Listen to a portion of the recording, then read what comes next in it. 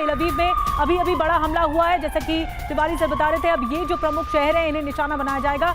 Residential इलाके जो हैं, ईरानी मिसाइल यहाँ पर आकर गिरी है। तेल अवीव में हमले के बाद बहुत ज्यादा बर्बादी देखने को मिल रही है। ये देखिए तस्वीरें आप देख रहे हैं, बहुत डरा देने वाला ये मंजर है।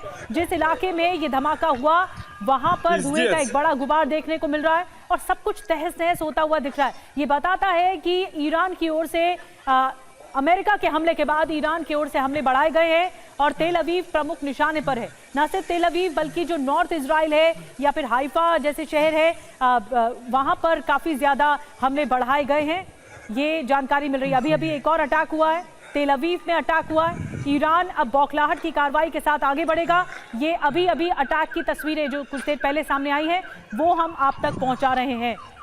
ये देखिए दोनों तस्वीरें जो अभी इस वक्त टीवी स्क्रीन पर आप देख रहे हैं, जो अभी अभी हमारे साथ कनेक्ट हुए हैं दर्शक, वो देखिए कि किस तरह तेल अवीव में ज्यादा तबाही ईरान ने मचाई है। अमेरिकी हमले के बाद रात करीब 4:30 बजे यह हमला हुआ अमेरिका का, जिसमें इस पूरे ऑपरेशन को डोनाल्ड ट्रंप खुद देख रहे थे। 3 न्यूक्लियर साइट्स पर अटैक किया गया और जिसमें नतांज है, फोर्डो है, इस्फहान है। इन तीनों न्यूक्लियर साइट्स पर यूरेनियम संवर्धन का काम आगे बढ़ता है और इसी पर ही अटैक किया गया और अब ईरान की ओर से अटैक किया जा रहा है।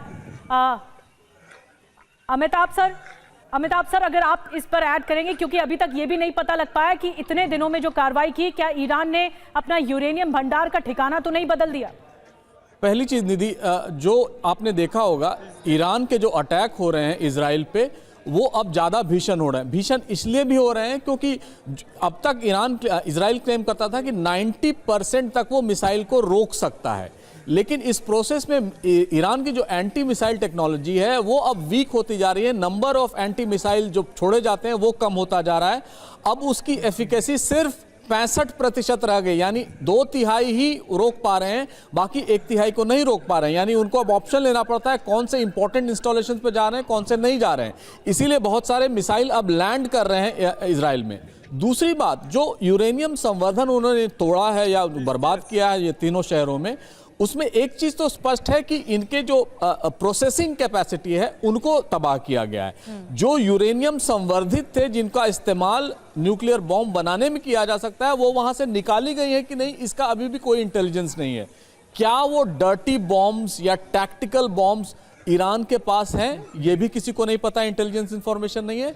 तीसरी बात, मुझे लग रहा है कहीं एक स्लीपर सेल कोई भी अमेरिकन इस्टेब्लिशमेंट में एक मरीन को, एक नेवल सोल्जर को, एक सोल्जर को मार दे।